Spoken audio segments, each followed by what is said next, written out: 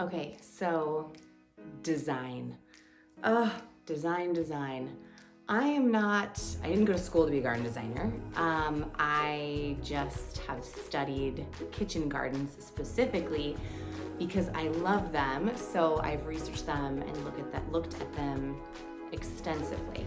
I just felt like knowing our space and spending so much time in it, I could design something that I love. Did I realize it was gonna be such an emotional project? No, of course not. But the endeavor has been incredible and I've learned so much about it. It's fun. It's fun. I love it. But it's stressful. So I'm in my office today, and I think today is the right day to start talking about the actual design going into the garden space. I gathered a lot of inspiration that I'll show you here. I'm actually going to go physically get some inspiration and information and share that side of it with you. But the whole premise behind this space is that it's a beautiful and yet functional room. My style is very much like insert structure so that the rest can be sort of wild and ad hoc. So the structure for us is going to be based around sort of French potager meets English cottage garden. Are there any other types of garden? So I will have raised beds, mostly planted borders. That's the English style type, English cottage portion. And we'll have some dwarf fruit trees. We're gonna have to choose pathways and all that stuff. Yeah. This design has been in my head for 2 years. It started out totally different than how it's ending up. Originally started out thinking I knew what I wanted, like week 5 or 6, like 6 weeks living in our house, I was like, we gotta get the garden going ASAP, obviously. I know what I want. I want 2 U-shaped raised bed, dining table in the center, and then a couple other raised beds on the outside. I saw this inspiration from an interior designer called Lauren Lease, who I absolutely love, and was like, this is what we're doing. Well, we have this like triangular shaped yard that's unique and kind of hard to work with. It's got this major hump, so we've had to totally take all the dirt out, but it doesn't really lend itself to a rectangular shape. You have to build that shape within with the structures. So we'll be doing that, but I guess I should back up. Yeah, so we built one of those U-shaped beds and then I ended up hating it. And my husband from the get-go was like, we should wait until you for sure know what you want. And I was like, no, I for sure want this. Yeah, so learn the lesson the hard way. Poor guy. This is his journey too, you know? So we spend like $1,000 building this giant U-shaped bed, filling it with dirt, filling it with bulk soil, which by the way, I didn't do the best research on, ended up being a lot of wood chips, which is kind of like a no. Not a good thing. And the bed was beautiful and incredible. We made it out of untreated redwood, which we'll do with our new beds as well. I really like that, but I didn't like the U shape because I couldn't control the soil as much. And from an aesthetics perspective, it was cool looking, but it just gave us some dead space. From a permaculture perspective, keyhole shaped beds are really, really useful. That's maximizing your space. But this was like a big, that horseshoe U, and it left a lot of open center. It wasn't like a circle with a little keyhole in it, which would be way better. So I had that concept. Once we got one U-shaped bed in though, I realized quickly, like, this is not gonna work. It's not gonna work with the dining table because we don't need that. We're not gonna use that. I'd rather grow as much fruit and veg as I can and have a dining table outside elsewhere, which we have done and will do. The garden needs to be the garden. And I also quickly realized that I wanted that room, that space to feel like a room. I wanted that space to feel like you're in this green room, totally surrounded by vegetation, transported somewhere else. And that means building up the borders and also having sort of an entryway and a focal point that draws you in and transports you. So we ended up leaving the U-shaped bed, and then I ended up building a bunch of berms, like in the ground planting. In the ground, if you can't plant into your native soil, which most people can't because of just modern life, you have to amend it or create these berms. Well, since I knew we were eventually gonna get raised beds, because we have such hard clay, and from an aesthetics perspective, we wanted something that would look really beautiful and very groomed. We knew we were gonna do the raised beds. I was like, okay, well, I'll just create these temporary berms so I can plant in ground and utilize all of this dead space. And we did that, and it was actually totally magnificent and gorgeous. Learned a lot, made a lot of mistakes, but here we are. Basically just, making those berms. I could have planted so much more. It feels like a missed opportunity, but. Okay, we're going to the kitchen table. If you can hear that whirring noise, it's my in-home composter, and she's loud, sorry. Okay, so we are adding this space on, and actually originally had this drawn up by somebody to show things more to scale. But these beds were too small and not really maximizing everything, so we scrapped that and I redrew my space. Now this is how it's actually also not even, we're adding more, hold on. I actually have an even more updated version than that because that only had 10 beds and we're doing 12.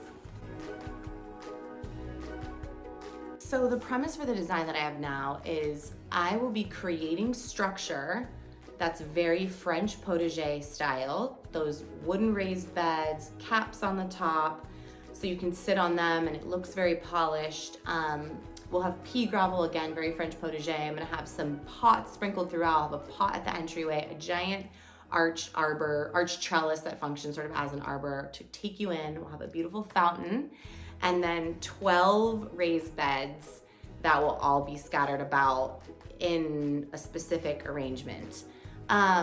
We will have some fruit trees, especially up on this little upper deck area that we have, being planted all below, some vines behind on the fence for some privacy. And then we'll have a little seating area in one aspect of the garden, as well as some very special sort of herb, medicinal, edible flowers in another area. So we're gonna be ripping all the pathways up, putting in these big, beautiful sort of golden warm toned stones, planting all around those, and then having this warm colored pea gravel throughout on those pathways.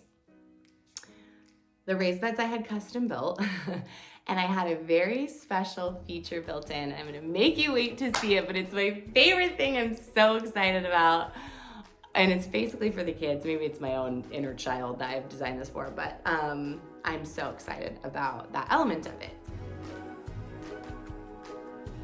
The structures, the fountain, the beds, the trees, the sitting area, that formality will be accompanied by sort of a wildness. So all the borders will be planted with shrubs, perennials, mostly some annuals, a lot of like native shrubs, and that will create that all-encompassing, like I'm in a room feeling, and that really plays to my spirit a little bit, where it's like I like some structure, and then to kind of be wild within that and have some freedom within that. And so I love the idea of having different colored themes each year when it comes to flowers, with some sort of everlasting situations, but having these borders planted is also a way to draw in pollinators, keep out bad pests, bring in good bugs, and it'll just make it feel a little bit more English cottagey and just fun. We'll be having trellises, more arches, sneak in like some statues. So yeah, I'm just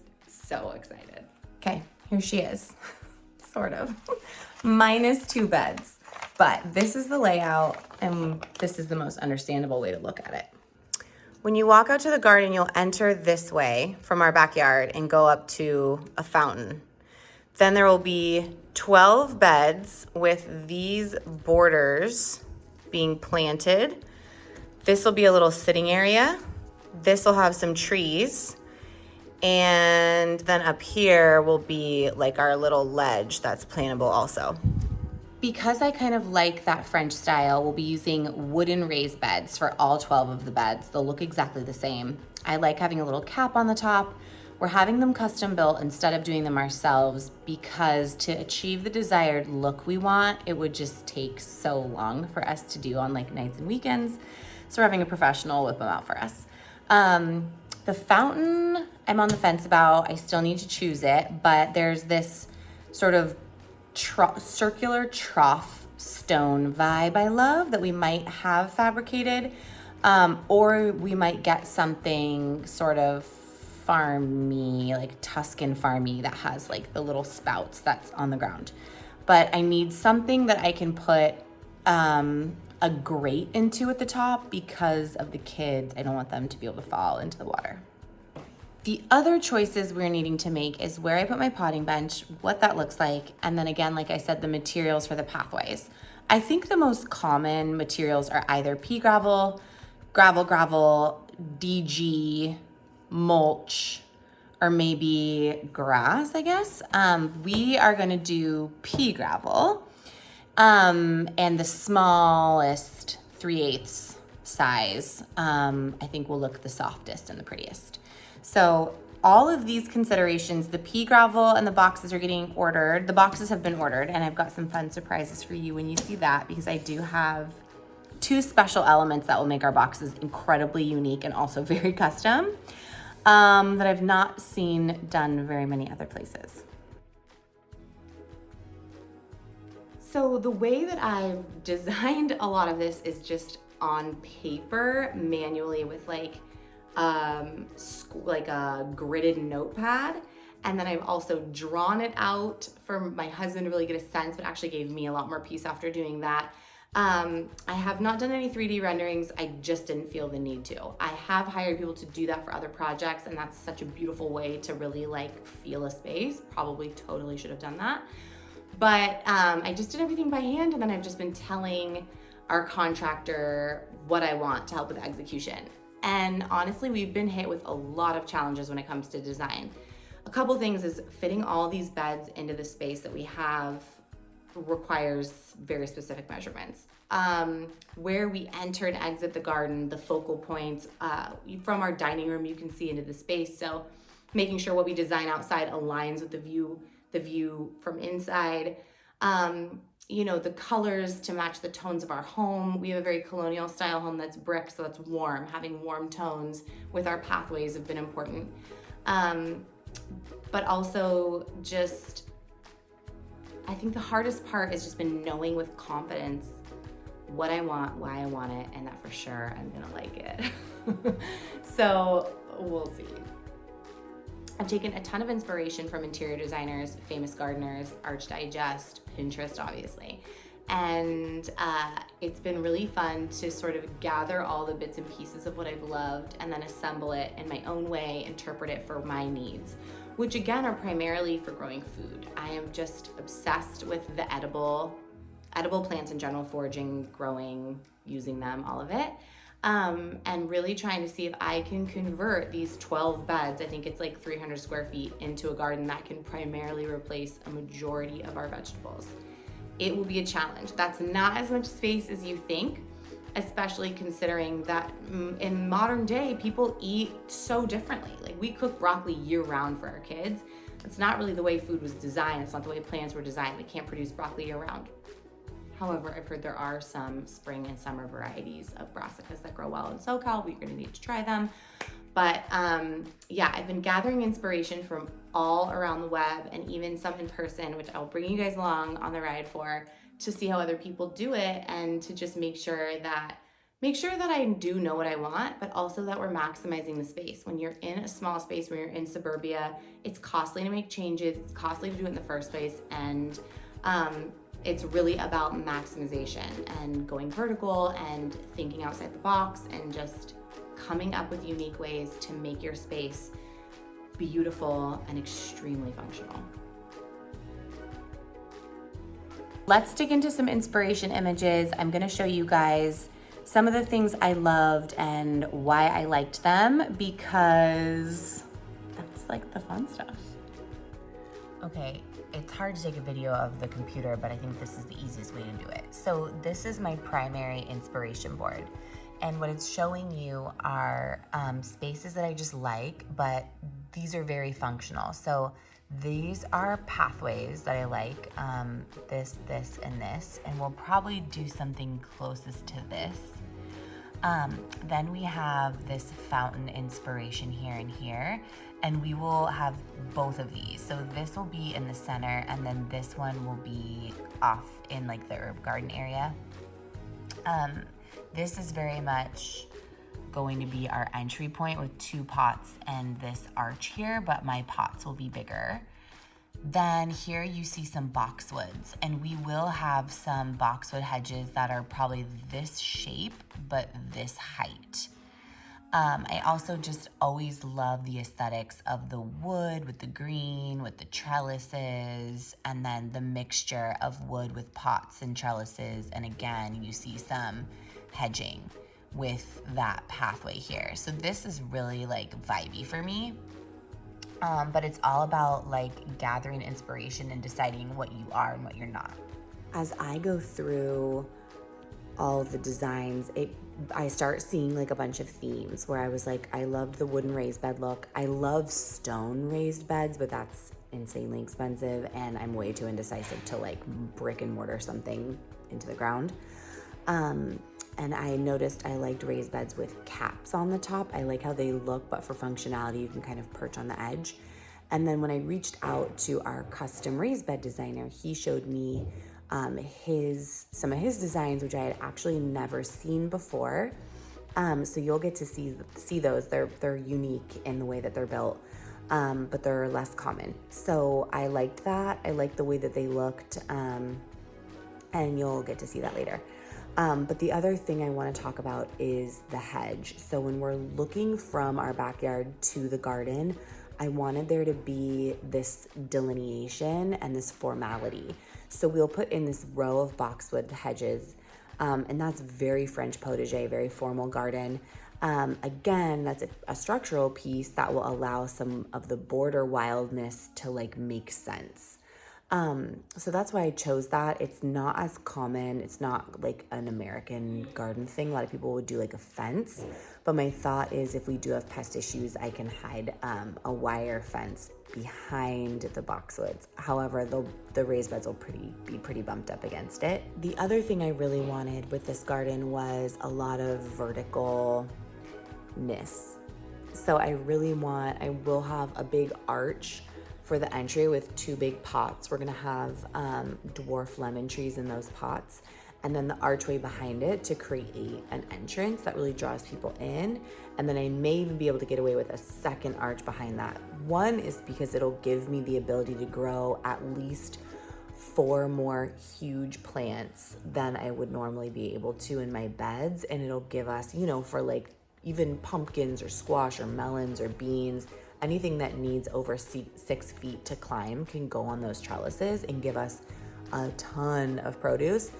And also it's just like 1 square foot of bed space as opposed to, 4 square feet where it's like sprawling and trailing and all of that. However, I do like to plant a lot on the edge of the beds to let things flow over. This final sketch is for the ledge that goes above the garden, and it's where we're gonna do some trees. You can see my kids have scribbled on here, but I have some notes here. At 26 feet, I have an orange tree, and at 32 feet, I have some rosemary, and it starts to slope down, and that's like right about here. So what I've mapped out here in a totally ugly way is a lime tree, mandarin, an orange tree, not sure yet, a lemon, a plum, and a fig.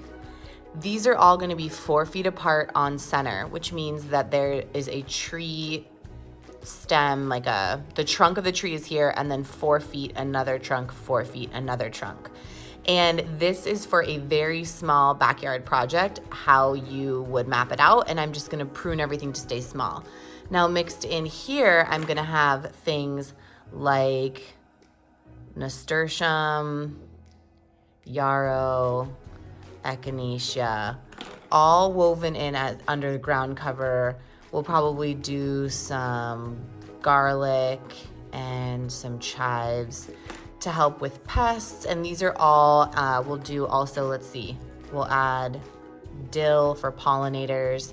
These are all things that will go in and around the base of these trees to fill out the soil beneath them. But this is the final part of the design. It's that weird ledge that we have, and I'll go show you that right now. So this ledge behind me here is what I'm talking about, and it is where we are going to have trees. Right now it's just a bunch of rosemary, that rock I took out, but the soil's pretty good and I will be able to keep everything pruned. I'll show you, we have an orange tree right now, and keep it small and create a little bit of privacy. There's the orange tree we have now, a mandarin that's not producing, but we've got all this area to do. So that's the final design step, is figuring out what's gonna go up on that slope, what plants. We don't really need any actual structures up there, anything.